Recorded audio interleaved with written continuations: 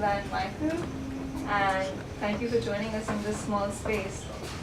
Stumble Talk is a series of 10 talks on urban informality through the medium of 10 themes, and these talks are held in the second week of every month, except June and December. The objective behind this talks is to have a wider and diverse discourse on informality, which is currently mostly in academic circles. So we want to move it out, make it a little informal, and start initiating discussions around it in a different format. And the idea is to offer an informal space, you can see that, for informal discussions on experimental and new initiatives that engage with the informal aspect of the city. It's a joint initiative of 3x3 Design and Emmett City Lab. And I will now request Swati, who is the second host in the evening, to introduce the first, second talk, speaker of the talk. So sorry, we haven't introduced ourselves. That's Priyanka, and I'm Swati. For those who don't know us, it's with great pleasure I invite Michael and Mridula to share their experience of how they set up the Dipalay Community Library project 7 years back, and how it engages with the community today, where it is based. It is based in Ramditi J.R. Narang Dipalay School in Sheikh Sarai Phase 1, which serves working class and poor students in the area, with the recent second branch in the Dipalay School in Sanjay Colony slum in Okhla. The library has been built through the efforts of Mridula and Michael, volunteers from the American Embassy School, the local community, and a driven team of volunteers from diverse backgrounds, many of who are here with us. Mridula Koshi is the community organizer of the library project. She is also a well-known writer whose most recent book, Bicycle Dreaming, draws from her work in the project. Her previous works include the novel Not Only the Things That Have Happened and a short story collection, If It Is Sweet. Michael Creighton is a teacher with 19 years of experience, working in a wide variety of settings, ranging from classrooms for 5 to 7-year-olds with autism to programs serving high school students in custody for US federal immigration violations. Currently, he teaches middle school at the American Embassy School and volunteers as a curriculum coordinator at the Community Library Project. Let's welcome them with a big hand of applause.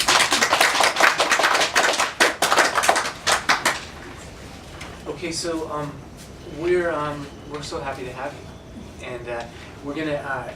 I think that we're gonna do things maybe a little bit differently from what normally you might do, anyway. So we might make you a little uncomfortable in the sense that I'm gonna ask you to talk to each other at some point, and we're gonna ask you to do things that we ask teachers to do when we go in and do teacher trainings, because we're asking people to do something a little bit differently from what they normally do. So anyway, that's a warning, but don't worry, it's okay. As long as you sit next to somebody that's okay, you'll be all right. All right. So now, just to give you a heads up, we thought we sort of get immersed in the day-to-day work of the library, and Mridula especially, because she does this full time. And so this has been sort of an opportunity for us to step back a little bit and think about it from kind of a perspective that gives us a little more distance. And what we decided was we'd like to look at this, and the questions we'd like to look at as we go through are sort of what are the obstacles and strengths of formal structures that formal structures have thrown our way, and what are the obstacles and strengths that informal structures have thrown our way. Now that's going to sound, those are kind of big, hairy-looking questions, and we'll try to make them clear as we go. We occupy a really interesting space in the sense that we are in a school that is kind of on the margins between formal and informal itself, as we'll get to. And we are sort of on the informal end of that, working with people who are definitely more living in really informal communities for the most part. Yet we come from a background that's pretty formal. So a lot of these questions, so that's kind of the lens that we're asking that you sort of think about this as you go through. And we're also asking you to think, kind of like I do when I come to these other talks, is, well, how are the questions being raised?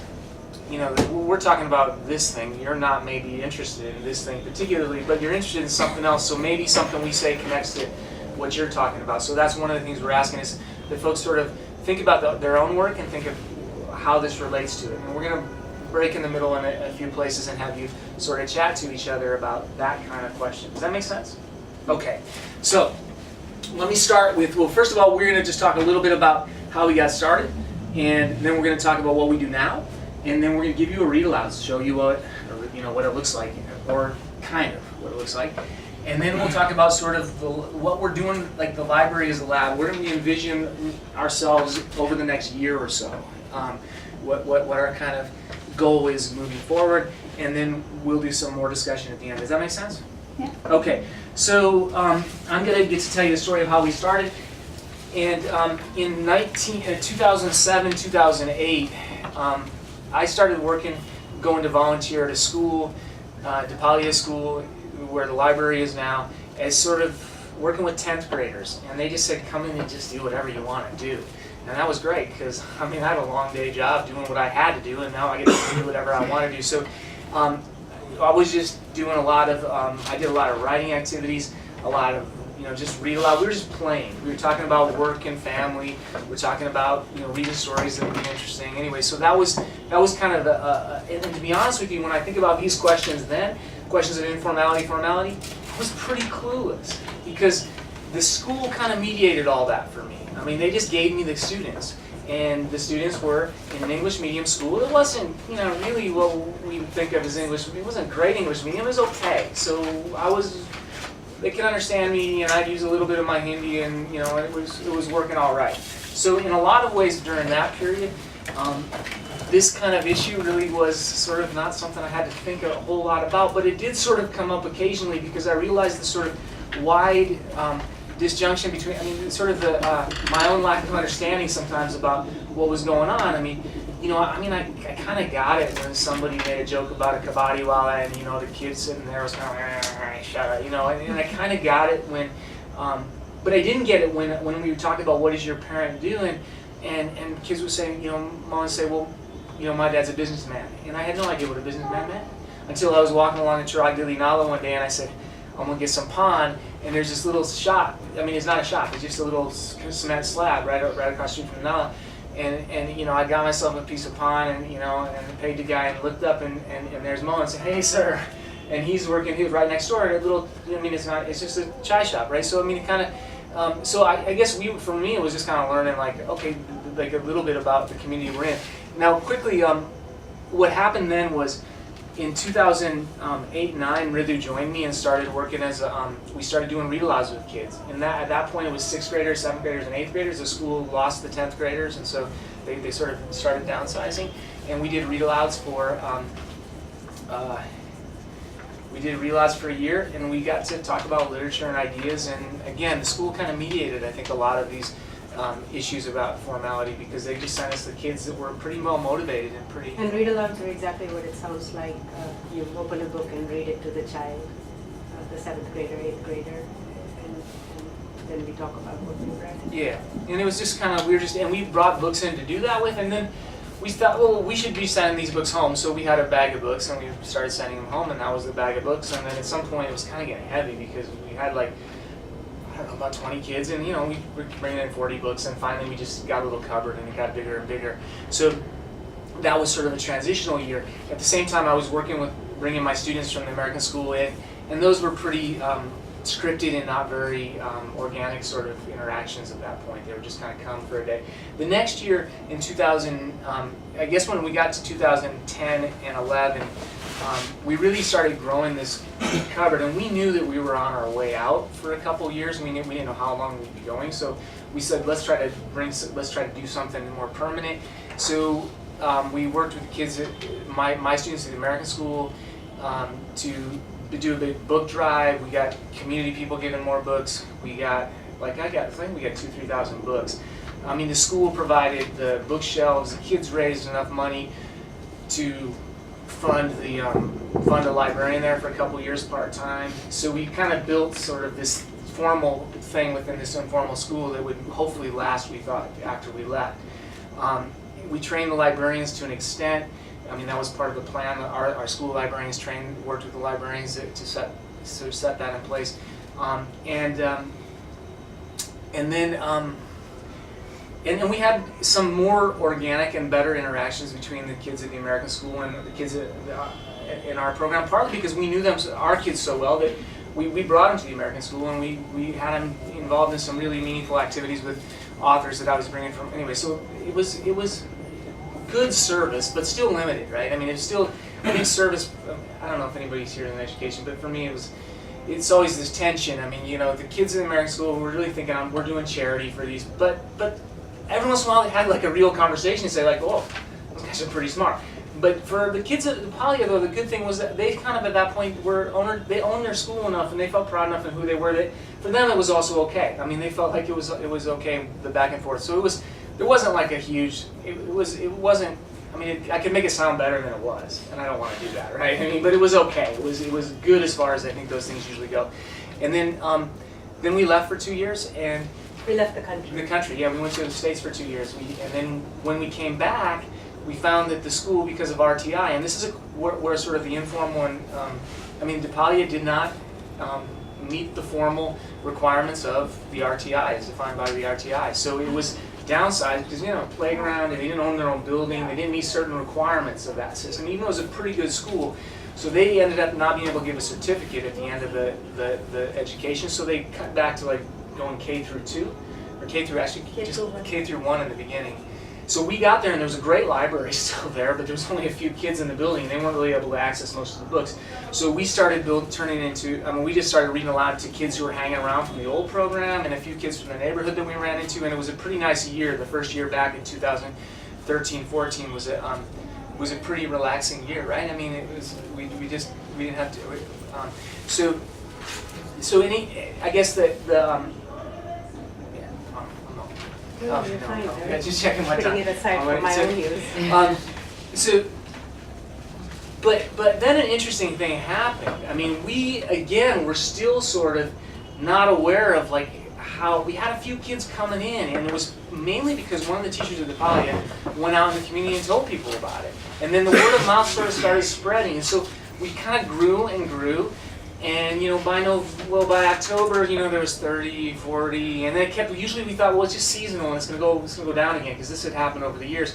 But it kept on growing and growing, and so by November, we had 2 other volunteers, and we were sort of struggling. But we put in some new things, like we introduced an honor roll.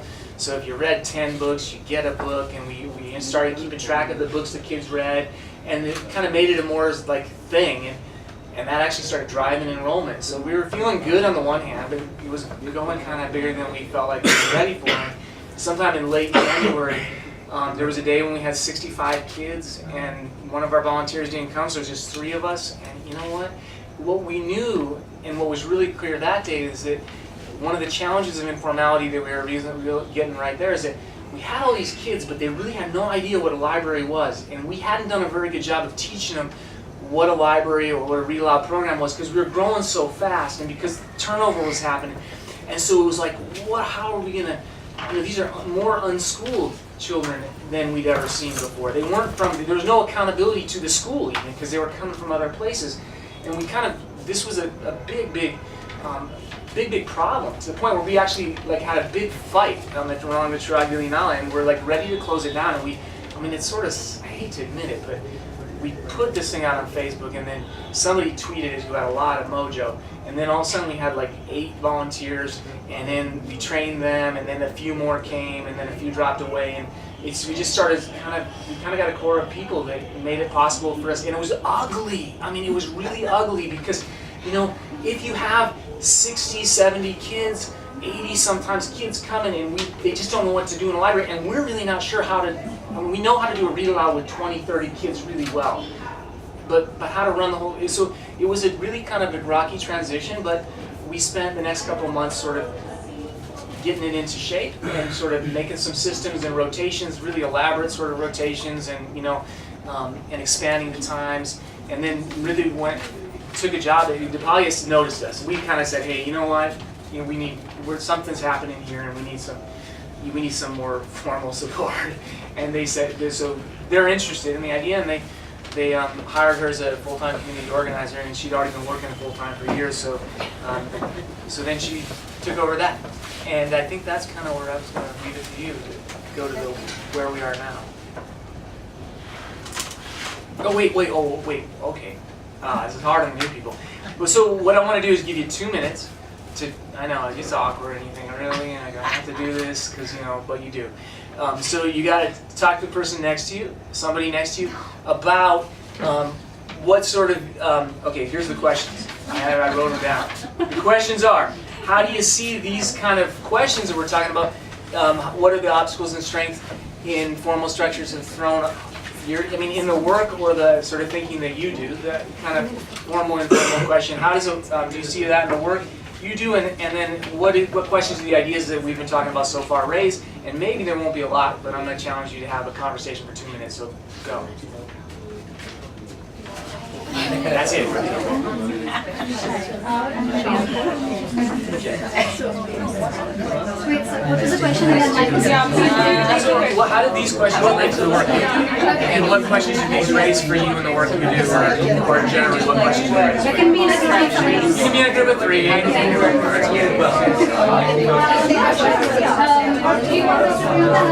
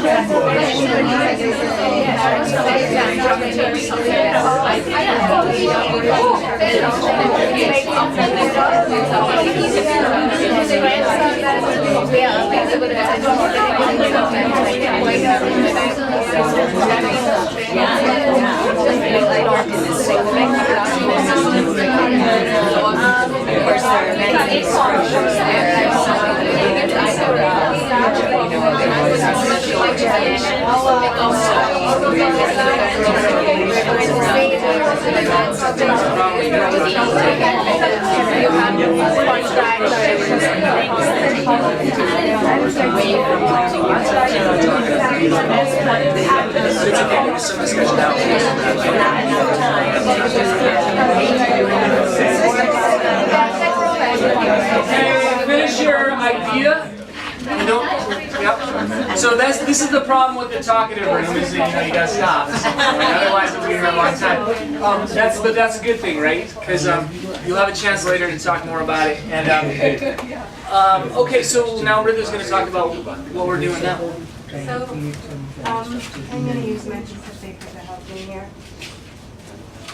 I would say that when we look at the question of formality and informality, the biggest strength and challenge for us is our membership. They are children. They are not adults, which automatically in any class and in any society you look at, children are statusless. They are there by virtue of the adults in their lives. So if you are looking at a school, even in a poor people's school, it's the parents who enroll the children in the school.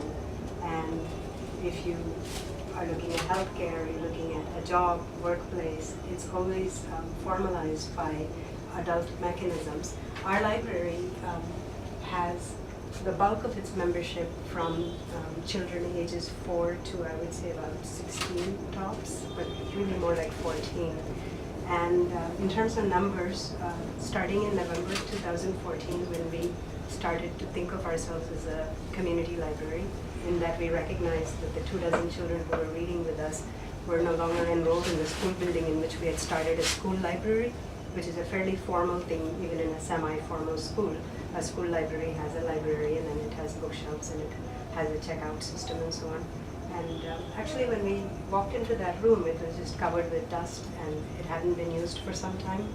And the kids who were coming in were kids who remembered, that there used to be this space and that there was a once-a-week library period where they had borrowed a book. So they came back in because they heard we were in the room once a week to read to children. So when we started thinking of ourselves as a community library by virtue of the kids not being school kids anymore, and in January of 2015, so about 2 months into thinking about ourselves as a community library, when we kind of formalized it and used the word community library for the first time. From then till now, it's been about 14 months, and we've gone from about 40 children to, we've enrolled in the last 14 months of over 800 children. Wow. And of the 800, when we in January took a snapshot in time, looked at our card catalog, actually not book catalog, but our membership card box, we saw that 600 of them had been active in the last 3 months. So kids, you know, like in addition to being wiggly and the lack of sort of status means that when we bring them in the door, and we've been, as you can tell from the numbers, we've been very, very good at it. We've been very good at bringing them in, and we've been very good at retaining them. So we had to acknowledge that they didn't have status, which meant that I wish I had remembered to bring, I had intended to bring you our membership application. I can't tell you how many iterations of this application we've gone through in the last 14 months. At first, we used to just write their names in a notebook. Then we cut a half slip of paper and just asked for like name and phone number. Shalini, I don't know if you've seen that oldest version of our member form. Then we had like an English form with a little more stuff on it. And we kept adding, it became bilingual. It ended up having a little agreement where the child reads that the library belongs to all and you must take care of the things and return what you borrow. And if it's lost or damaged, you must make a repair. These are things we learned as we went working with this population. It makes no sense to ask for a ration card or any proof of ID. It makes no sense to say go home and bring your parent. I tell them to please get a signature from the parent so that I know कि किसी ने तुम्हें इजाज़त दी है, someone has given you permission to participate in this program. I know when they come back 30 seconds after they walk out the door with the signature that they've totally left-handed it. And I do not question. I mean, our program as a whole at times is uncomfortable with what we are doing, but we don't question. We treat as an asset that the kids are the ones enrolling themselves. So of the 800 or so kids we've enrolled over the last year and the 600 who are active, I would say 95% of them are self-enrolled, which means they walk in the room and they say, give me a form. And they're often quite aggressive and belligerent. Sometimes they're sweet. What do they know about the library when they come in? Very little. It's certain things we've done we've gone out in the community, we've door knocked, not often enough, only 3 times in the last year, like 3 weekends. And we've asked the kids who use the library to go out and put it out there. Our message has been, there have been a few key messages. One is, all are welcome. And 2 is, it's free. It costs nothing, all are welcome. So when the kid comes in and says, form de do, give me the form, he's asking for the only thing he has to negotiate to get in. And we always say, get me the signature. If you can get me the date of birth, I would love you so much. And I will help you with anything you can't do. So take the form, go home. Initially, we used to, when we did the circulation line, the kids line up to come in and borrow a book. When we were doing that, we would try to process the kid who wanted to become a member on the spot. We learned as we went that if you're a child and you don't know what a library is and you've never been in one, or at school you have a library but the teacher keeps it shut and punishes you and says you can't use it, or puts 12 books on the table and she really doesn't want to have to dust all 500 or whatever, so she only puts the same 12 every week on the table. So all year you're just exposed to the 12 and you're sort of like 3 months into it, you're back to the same first book you took. Then you don't know what a library is. The idea of choice, the idea that you get to browse. So we figured out that we have to do a massive orientation, and we have a separate orientation day now. It took us a year to learn this. In that orientation day, we'll tell kids what fiction is, what non-fiction is, where they go for the Hindi picture book, where the English comic book is. We'll tell them that they can go home and sign up their adults in their life, and how they can do that. If no aspect of their life is the education system they're a part of, most of us are familiar with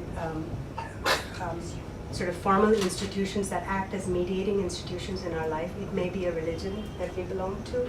It may be a workplace association or your workplace itself.